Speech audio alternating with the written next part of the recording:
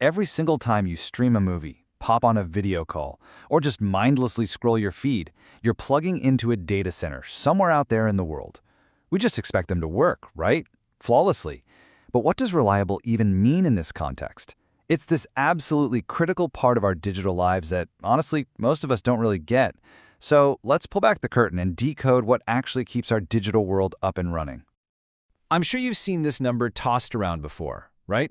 Maybe in a marketing brochure or a service contract. 3 nines, they call it in the biz. And it sounds amazing. I mean, it's nearly perfect.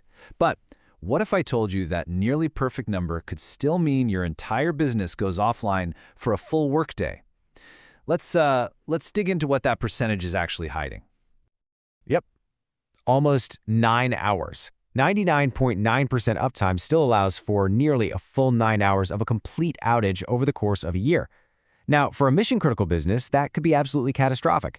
This ambiguity, this wiggle room, is exactly why the industry needed a much clearer, much better way to classify reliability. So, to solve this problem, the industry came up with a clear, standardized system. And that's where the Uptime Institute and their data center tier system comes in. Think of it as a simple, 4-level report card. It gives everyone, from engineers to CEOs, a common language to talk about reliability.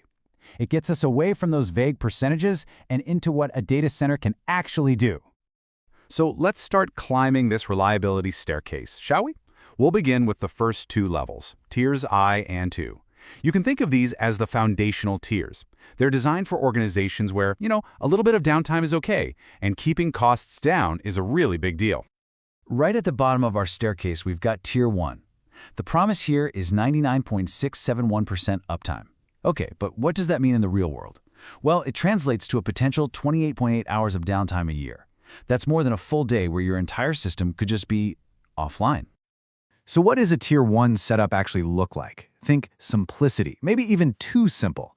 A Tier 1 facility has just one of everything. One single path for power, one single path for cooling. There is absolutely zero redundancy, and that means if any single piece of equipment fails, or even just needs some routine maintenance, the entire system has to be shut down. Period. It's the cheapest option for sure, which makes it great for something like a test lab or a very early stage startup. Okay, let's take one step up the staircase and see how things improve. Tier 2 bumps that promise up to 99.741% uptime. Now that little jump in percentage points might not seem like much, but it shaves about 7 hours off the maximum downtime, bringing it under 22 hours per year. So how does it make that jump? Well, this is where we get our first taste of redundancy, with a concept called N+1. Just think of N as the number of components you need to run. The +1 is basically a spare, a backup, just sitting there ready to take over if one of the main components fails. It's a great little safety net, but, and this is the really crucial part, it still relies on a single path to get all that power and cooling where it needs to go. So while you're better protected from a random failure, any planned maintenance still means you have to shut the whole thing down. So here's the key takeaway when you put them side by side. Tier 2 gives you a valuable layer of protection that Tier 1 just doesn't have. But you can see they share a fundamental and pretty major weakness. Because they both have that single distribution path, neither one can be maintained or upgraded without taking everything offline. And for any business that needs to operate 24/7, that's a complete non-starter. And that brings us to the big leagues. We're at the top half of our staircase now, the always-on tiers. These are the serious enterprise-grade solutions built for businesses that absolutely, positively cannot afford to go dark. Ever. And this is where the numbers get truly impressive. A Tier 3 data center delivers 99.982% uptime. So we've gone from talking about dozens of hours of potential downtime to less than 1.6 hours per year. That is a massive, massive leap in reliability. The secret sauce for Tier 3 is this amazing concept called concurrent maintainability. Basically, it has multiple independent paths for both power and cooling.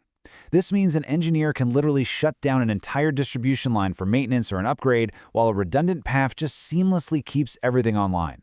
There is zero disruption to your IT operations. This is really the gold standard for most big e-commerce sites and major business applications. But what if even 90 minutes of downtime a year is just too much to risk?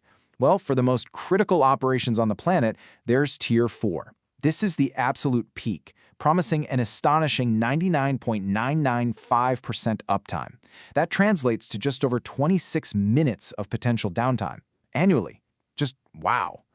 A Tier 4 facility isn't just concurrently maintainable, it is fully fault-tolerant. What does that mean? It means it's designed to withstand any single unplanned disaster. We're talking a fire, a major equipment malfunction, without any impact on operations at all. It does this with what's called 2N redundancy. If N is what you need to run, 2N means you have a complete mirror image of the entire system, totally independent and isolated. This is the Fort Knox of data centers, really. It's reserved for things like global financial systems, government agencies, and cutting-edge AI training. Okay, we've covered a lot of ground, moving from the most basic setup all the way to the most resilient one imaginable. Now let's bring it all together and put them head-to-head for a direct comparison. So let's really look at the trade-offs here between cost, complexity, and that all-important uptime side by side. This table just lays it all out perfectly. As you move from Tier I on the left to Tier 4 on the right, you can see that annual downtime just plummets, from hours down to minutes. The redundancy level evolves from basically nothing to a complete duplicate system. Maintainability becomes possible without any shutdowns. And, of course, only Tier 4 achieves that true fault tolerance. But take a look at that last row. All of that incredible reliability comes at a very, very high cost. And this chart just drives the point home visually. I mean, the difference in potential downtime between the tiers isn't a small step, it's a cliff. That massive bar representing Tier I's 28.8 hours absolutely dwarfs the tiny little slivers for Tiers 3 and 4. This is what you're paying for with each step up. You are dramatically, and I mean dramatically, reducing your risk. So, we've decoded the tiers. We know what they all mean. But this brings us to the final and, maybe the most important part of this whole puzzle. How does any of this actually apply to you? You see, choosing a tier isn't just some abstract technical decision. It's a cold, hard business calculation. First, you have to assess your risk. How much money, how much reputation do you lose for every single minute your service is down? Next, you have to evaluate your budget. Can you really afford the high price of near-perfect uptime? And finally, you have to be really honest with yourself. Is your service truly mission critical, or is it just very important? The answers to those questions are going to point you to exactly the right tier. And that's really the core lesson here, isn't it? There is no single best tier. A Tier 4 facility is complete and total overkill for a simple test environment. And a Tier 1 facility is an absolute disaster waiting to happen for a major bank. So the goal isn't to just chase the highest number. It's to find that perfect balance between what your operation needs, what your tolerance for risk is, and what your budget can handle. The right choice is always the one that's right for you.